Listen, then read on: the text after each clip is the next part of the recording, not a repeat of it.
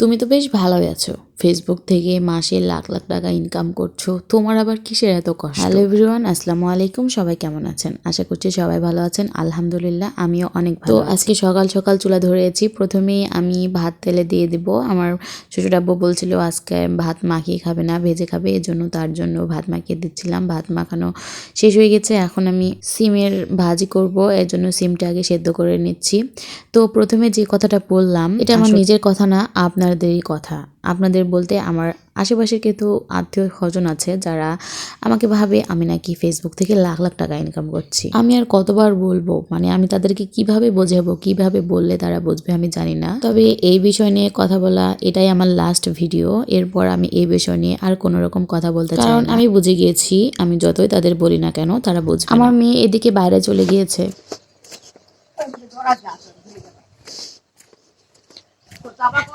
এই ফাইজটা মানে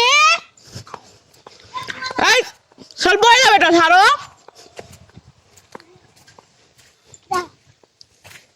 এখানে এসে কি করছো? চলো চলো, আবার দৌড় মারে, আবার দৌড় মারে। ধর ধর ধরে ধর ধরে ধর ধরে ধর ধর ধর সবাইটা। এই আর আসবি বাইরে, আর বাইরে আসবি? হ্যাঁ, এই যে দেখেন ওই কত দূর আমার বাড়ি আর আমার মেয়ে কত দূর চলে এসেছে। সো যাই হোক, এখন যেটা বলছিলাম সেটা বলি।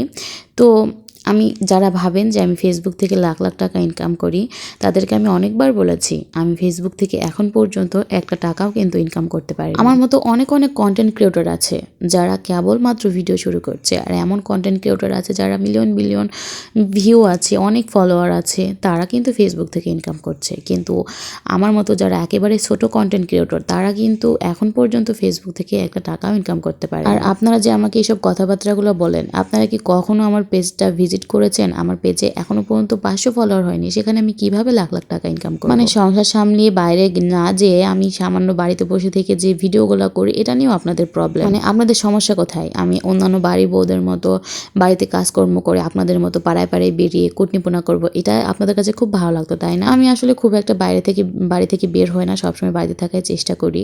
আর বাড়ি থেকে এইসব করি, মানে ভিডিও করি, আপলোড করি, এটাই মানুষের এত সমস্যা। আমি বুঝি না এদের কি খেয়ে দিয়ে কোনো কাম নেই, সারাক্ষণ অন্যের বাড়ির বউদের পেছনে লাগা আর বাড়ির মানুষদের কান ভাঙানো। তো আর কিছু বলছি না, আপনাদেরকে যতই বলি আপনারা বুঝবেন না। তো আমি কিন্তু কথাগুলো শুধুমাত্র যারা আমার পেছনে লাগে তাদের জন্যই বললাম।